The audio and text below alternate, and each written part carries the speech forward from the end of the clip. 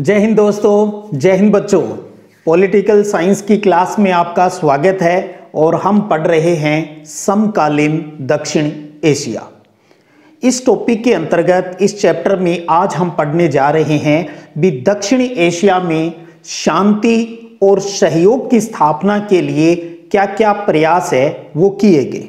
सबसे पहले आपको बताना चाहूँगा भी इस टॉपिक के अंतर्गत प्रश्न आपसे किस प्रकार से पूछे जाते हैं बोर्ड परीक्षा में। एक प्रश्न तो यही बन जाएगा भी दक्षिण एशिया में शांति और सहयोग हेतु कौन कौन से प्रयास किए गए हैं उनकी आप विवेचना कीजिए। तो इस टॉपिक के अंतर्गत आते हैं, एक तो सार्क आता है, दक्षेस जिसको कहते हैं, दूसरा साफ्टा आता है। तो इसका मतलब हमें उन दोनों के बारे में यहाँ अच्छे से समझाना है। यह प्रश्न इस प्रकार से भी आ सकता है भी सार्क क्या है या दक्षेस क्या है और दक्षिणी एशिया में सार्क की यानी दक्षेस की क्या भूमिकाएं हैं और उनकी सीमाओं का आलोचनात्मक मूल्यांकन कीजिए। इस प्रकार से प्रश्न आएंगे। तो हम इस टॉपिक को अच्छे से समझ लेते हैं। प्रश्न चाहिए जो मैंने अभी बताया किसी तरीके से आ जाए, आंसर लगभग इनका फिक्स रहेगा। तो चलिए स्टार्ट करते हैं। दक्षिणी एशिया में शांति और सहयोग की स्थापना के लिए क्या प्रयास हुए। प्रयास हुआ सार्क, SAARC, जिसको हिंदी में कहते हैं दक्षेस। इंग्लिश में शार्क शॉर्ट फॉर्म है, हिंदी में शॉर्ट फॉर्म है दक्षेस। इसकी स्थापना की गई। अब प्रश्न आ जाए ना भी दक्षेस या सार्क क्या है, तब आपको क्या लिखना है उसके अंदर भी दक्षिणी एशियाई देशों का। दक्षिणी एशिया में हमने स्टार्टिंग में बात की भी 7 देश आते हैं, वो सारी बात हम कर चुके हैं। दक्षिणी एशियाई देशों द्वारा आपसी सहयोग के लिए बना क्षेत्रीय संगठन है। फिर आपको इसकी फुल फॉर्म आनी चाहिए, वो भी आप लिख सकते हो। इंग्लिश में बात करें तो south Asian association for regional cooperation. Hindi में इसको दक्षेस की फुल फॉर्म हो जाती है दक्षिणी एशिया क्षेत्रीय सहयोग संगठन, दक्षेस। तो सार्क की स्थापना हो गई, किसने की? दक्षिणी एशियाई देशों ने मिलकर की। स्टार्टिंग में देश कितने थे उनकी बात करें, उससे पहले स्थापना की। स्थापना होती है 8 दिसंबर 1985 को, यह ध्यान रखना पड़ेगा आपको। सार्क अर्थात दक्षेस की स्थापना कब हुई? दिसंबर 1985 में हुई। स्टार्टिंग में सदस्य देश 7 थे, लेकिन बाद में एक देश और शामिल हो गया। कौन सा? अफगानिस्तान। अफगानिस्तान कब शामिल हुआ? 2007 में। यह भी प्रश्न बनता है भी दक्षेस के अंदर, सार्क के अंदर अफगानिस्तान है, वो कब शामिल हुआ? 2007 में हुआ। तो अब इस हिसाब से टोटल सदस्य कितने हो गए? 8। तो दक्षिणी एशिया के 7 देश, भारत, पाकिस्तान, बांग्लादेश, नेपाल, भूटान, मालदीव और श्रीलंका। और उसके बाद 8वां देश कौन सा जुड़ गया? अफगानिस्तान। कब जुड़ा? 2007 में। यह चीज आपको अच्छे से दिमाग में रखनी है। और एक चीज आपके नॉलेज के लिए भी बताना चाहूंगा, सार्क की स्थापना करने में सबसे महत्वपूर्ण रोल दिया था उस टाइम के यानी तत्कालीन राष्ट्रपति बांग्लादेश के, जिनका नाम था जियाउर रहमान। उन्होंने प्रयास किया था भी हमें भी एक अपने इलाके का विकास करने के लिए एक संगठन है वो बनाना चाहिए। और इसका जो मुख्यालय है वो काठमांडू में है। सार्क का जो मुख्यालय है वो कहाँ है? काठमांडू में। अब आपको पता ही है काठमांडू कहाँ है? नेपाल के अंदर। तो इसका मतलब सार्क का मुख्यालय नेपाल के अंदर, काठमांडू के अंदर है। अब ये बात आती है सार्क कितना कामयाब हुआ। याद कीजिए, हमने पहले पढ़े यूरोपियन संघ पढ़ा, हमने आसियान पढ़ा। ये सार्क यूरोपीय संघ आसियान की तरह उतना कामयाब तो नहीं हो पाया, लेकिन फिर भी इसने बहुत अच्छा प्रयास है वो किया है और कर भी रहा है। कारण ये है भी बहुत ज्यादा कामयाब नहीं होने का, क्योंकि यहाँ विविधता बहुत है। सबकी अपनी अपनी मतलब अपनी अपनी डफली और अपने अपने राग वाली बात है। तो इनकी समस्याएं, आपसी जो समस्याएं हैं वो ज्यादा है। इस वजह से आसियान, यूरोपीय संघ की तरह सार्क है वो उतना सक्सेस नहीं हुआ। लेकिन फिर भी दक्षिणी एशिया के अंदर शांति और सहयोग के लिए ये दक्षेस बना, ये सार्क बना। फिर इसके अंदर व्यापार को, मुक्त व्यापार को बढ़ाने के लिए भी खूब प्रयास हुआ। अब एक चीज आपने देखी होगी या सुना होगा, क्या भी हर कोई भी जो संगठन बनता है क्या वो सिर्फ व्यापार के लिए ही बनता है क्या? एक कोटेशन भी आपके उसमें लिखी है, मैं पढ़ना चाहूंगा। क्या लगता है हर संगठन व्यापार के लिए बनता है? क्या व्यापार लोगों के आपसी मेलजोल से ज्यादा महत्वपूर्ण है? नहीं है भाई। व्यापार है वो लोगों के आपसी मेलजोल से ज्यादा महत्वपूर्ण नहीं है, लेकिन व्यापार के माध्यम से आपसी मेलजोल तो बढ़ता ही है। इसलिए हमेशा ही जो संगठन बनाए जाते हैं उसमें ट्रेड, व्यापार का जिक्र है वो अक्सर आ जाता है। तो ध्यान रखिएगा, दक्षिणी एशिया के अंदर शांति और सहयोग के लिए सार्क के सदस्य देशों ने किसकी स्थापना की? साफ्टा की स्थापना की। पहले सार्क बना, दक्षेश बना, फिर सार्क के देशों ने ही व्यापार के लिए साफ्टा की स्थापना की। साफ्टा, इसके लिए पहले ड्राफ्ट बनाया गया था, मसौदा तैयार किया गया था, वो 2002 के आसपास की बात है। तो इसकी फुल फॉर्म की बात करें, south Asia free trade agreement, दक्षिणी एशिया मुक्त व्यापार समझौता, जिसको इंग्लिश में शॉर्ट फॉर्म में कहते हैं साफ्टा। कब इस पर हस्ताक्षर हुए? साफ्टा पर 2002 में ड्राफ्ट बनकर तैयार हो गया था। फरवरी 2004 में इसके सदस्य देशों ने इसके ऊपर हस्ताक्षर किए। सार्क के जो सदस्य देश थे उन्होंने उस टाइम 2004 में इसके ऊपर हस्ताक्षर किए। और ये साफ्टा की स्थापना कब हुई? सार्क का जो 12वां सम्मेलन हुआ था उसके अंदर, जो कहां हुआ? पाकिस्तान के इस्लामाबाद में। तो सार्क के 12वें शिखर सम्मेलन जो कि इस्लामाबाद में हुआ, वहां पर साफ्टा के ऊपर जो समझौता था उसके ऊपर हस्ताक्षर हुए। कब हुए? फरवरी 2004 में हुए। और उस दिन यह भी डिसाइड हो गया भी ये लागू कब से होगा? 1 जनवरी 2006 से साफ्टा है वो दक्षिणी एशिया के अंदर लागू हो गया। अब हम जो व्यापार की बात कर रहे हैं उसको हम उद्देश्य के रूप में और जान लेते हैं भी साफ्टा की स्थापना के मुख्य उद्देश्य क्या थे। तो देखिएगा, पहला कि सार्क के सदस्य देश है वो बिना किसी बाधा के मुक्त व्यापार कर सके, एक दूसरे के देश में बिना किसी डिस्टरबेंस के आ जा सके, व्यापार है वो कर सके, मुक्त व्यापार कर सके सदस्य देश एक दूसरे की बॉर्डर के अंदर आकर। और दूसरा था कि सदस्य देश जो हैं सार्क के, उनके बीच आपसी व्यापार में लगने वाला जो सीमा शुल्क है, बॉर्डर की जो फीस लगती है उसको है वो कम कर दिया जाए, धीरे धीरे है उसको कम कर दिया जाए। जब एक्साइज ड्यूटी कम हो जाएगी तो व्यापार है वो थोड़ा सस्ता हो जाएगा और आसानी से वो किया जा सकता है।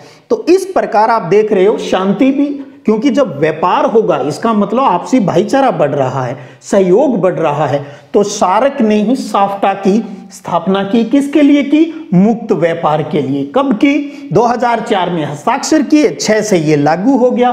12वां शिखर सम्मेलन जो इस्लामाबाद में था उस टाइम। तो इस प्रकार एक अच्छा प्रयास है वो सार्क की तरफ से और साफ्टा के माध्यम से हो रहा था। लेकिन अब बात ये आती है, क्या सार्क बहुत ज्यादा कामयाब रहा?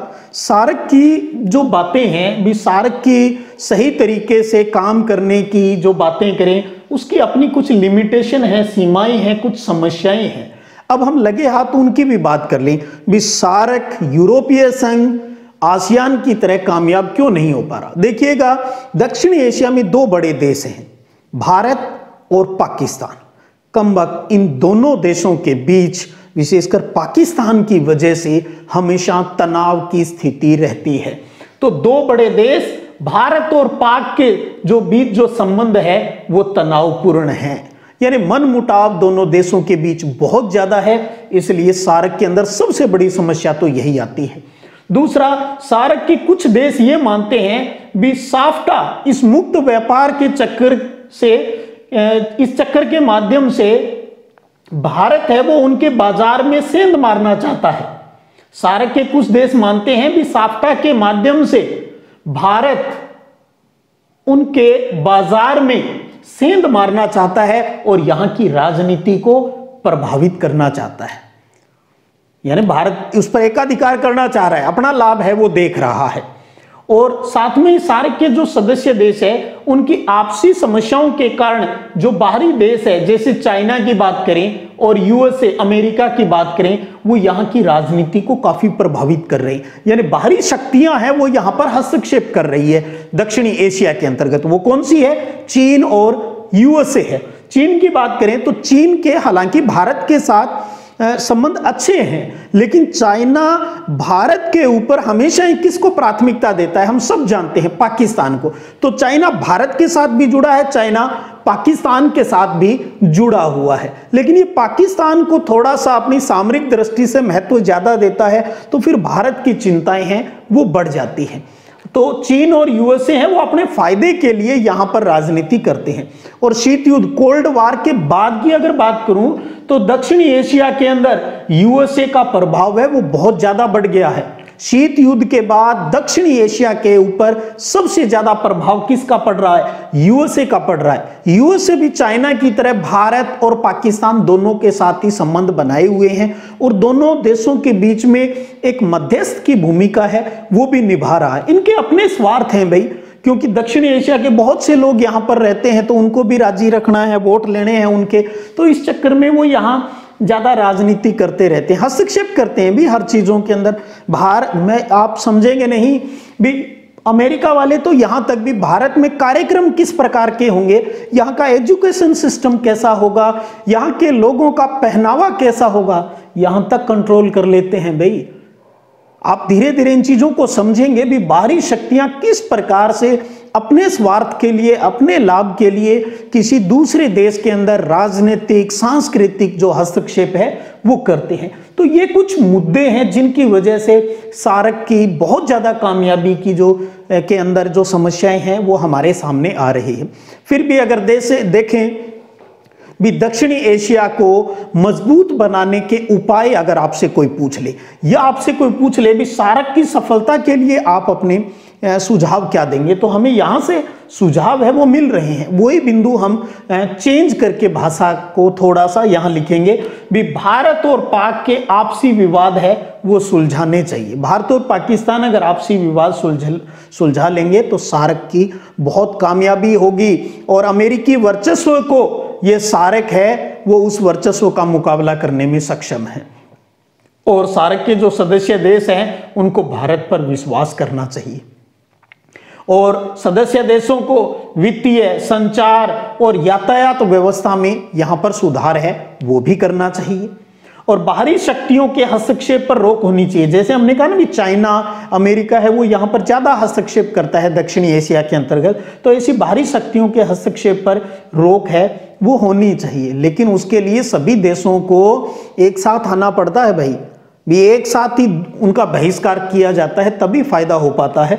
और सार्क के जो सदस्य देश है वो अगर मिलकर अपनी समस्याओं का हल अगर निकाल लें तो सार्क है वो सक्सेस हो सकता है। हमने कहा ना दुनिया के अंदर अमेरिका एक सिंगल वर्चस्व के रूप में उभरा हुआ है। हालांकि यूरोपीय संघ, आसियान उनको कुछ टक्कर दे रहे हैं, चाइना भी उनको टक्कर देने की कोशिश कर रहा है, लेकिन सार्क पिछड़ रहा है। सार्क अपनी ही समस्याओं में उलझा हुआ है। काश दक्षिणी एशिया के इन देशों को ये बात समझ में आ जाए। अगर ये बात समझ में आ जाएगी तो फिर तो कहना ही क्या है। अब अफगानिस्तान वाली बात ले लो। अफगानिस्तान दक्षिणी एशिया के इस सार्क संगठन का सदस्य है और अफगानिस्तान में अब तालिबान वाली समस्याएं एक नए रूप में खड़ी है। तो जब वहां का कोई वर्चस्व नहीं है, मतलब वर्चस्व क्या, भी वहां आपस में उनका राजनीतिक उठापटक जो वहां चल रही है, तो कहां जब खुद के देश में शांति नहीं है तो फिर कहां पड़ोसियों के साथ अच्छे मधुर संबंध है वो हो पाएंगे। तो इन घटनाओं से ये लग रहा है भी बहुत ज्यादा सक्सेस है वो सार्क दुनिया में नहीं कर पाएगा जब तक अपने पर्सनल जो इश्यूज हैं उनको नहीं छोड़कर विश्व शांति के लिए अगर प्रयास नहीं करेगा तो सार्क बेमानी सा हो जाएगा। चलो फिर भी हमने समझने की कोशिश की है भी सार्क क्या है, कौन से सदस्य देश है, क्या साफ्टा है, साफ्टा की स्थापना के उद्देश्य, सार्क की क्या समस्याएं हैं, हम अपनी तरफ से क्या सुझाव है वो दे सकते हैं इनको अच्छे से जाना। तो छोटे बड़े प्रश्नों के रूप में 4-4, 5-5 नंबर के प्रश्नों में ये काफ़ी इंपॉर्टेंट है वो रहता है। अब ये तो हमने सार्क दक्षिणी एशिया में शांति और सहयोग को अच्छे से जाना है। अब लगे हाथ मैं चाहता हूँ आपके जो कुछ मेन कार्टून हैं, कुछ की बातें हम पहले कर चुके हैं, कुछ की आप और कर लेते हैं। देखिएगा आपकी किताब में एक ये कार्टून दिया हुआ है। ये कार्टून जो दिया गया है इसके ऊपर लिखा हुआ है, नीचे आप देखेंगे पाठ्य पुस्तक से, कि यह कार्टून क्षेत्रीय सहयोग की प्रगति में भारत और पाकिस्तान की भूमिका के बारे में क्या बताता है। आप यहाँ देखेंगे दक्षिणी एशिया के देश, सदस्य देश जो है, दक्षिणी एशिया की बात कर रहा हूँ मैं, अभी सार्क के अफगानिस्तान की बात यहाँ नहीं कर रहा। उस 7 देशों की यहाँ पर चेयर है वो लगी हुई है, लेकिन उसमें डिजाइन देखिएगा, 2 कुर्सी जो है वो भीतर की साइड में कुछ स्पेसिफिकेशन यानी कुछ विशेष दृष्टि से बने हुए मेज पर दर्शाई गई है।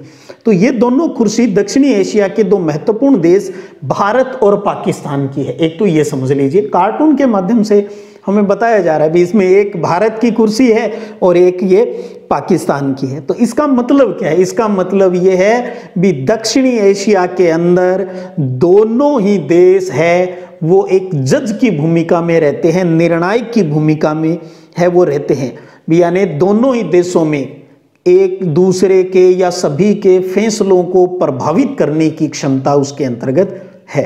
ये कार्टून हमें ये बता रहा है। इसके अलावा आगे जो 2 कार्टून और दिए हुए हैं, एक तो पाकिस्तान, चाइना और हमारे देश के प्रधानमंत्री अटल बिहारी वाजपेयी जी को दिखाया गया है। दूसरे कार्टून की अगर हम देखेंगे आप तो उसके अंदर भारत और पाकिस्तान बैडमिंटन खेल रहे हैं और अमेरिका वाला है वो अंपायर की भूमिका के अंदर है। तो इन दोनों कार्टूनों से जुड़े हुए अगर प्रश्नों की बात करें तो उसमें लिखा है नीचे कि भारत और पाकिस्तान से लिए गए ये 2 कार्टून इस क्षेत्र में दिलचस्पी रखने वाले 2 बाहरी खिलाड़ियों की भूमिका की व्याख्या करता है। तो प्रश्न बन सकता है कि वो 2 बाहरी खिलाड़ी कौन से हैं जो हमने यहाँ पढ़े, एक चाइना और दूसरे के अंदर क्या है, अमेरिका है। तो 2 बाहरी खिलाड़ी, बाहरी शक्ति कौन होगी, चाइना और अमेरिका को बताया जा रहा है यहाँ। फिर ये हो गया, ये बाहरी खिलाड़ी है कौन, चाइना और यूएसए हो गया। क्या आपको इन दोनों के दृष्टिकोण में कुछ समानता दिखाई देती है? बिल्कुल समानता है जी। चाइना और अमेरिका दोनों ही जो देश हैं वो भारत के खिलाफ पाकिस्तान को आर्थिक और सैनिक मदद है वो करता है, क्योंकि दोनों अपना फायदा उठाना चाहते हैं। वो चाहते हैं भी भारत आगे नहीं बढ़ जाए, भारत कहीं ज्यादा नहीं उठ जाए।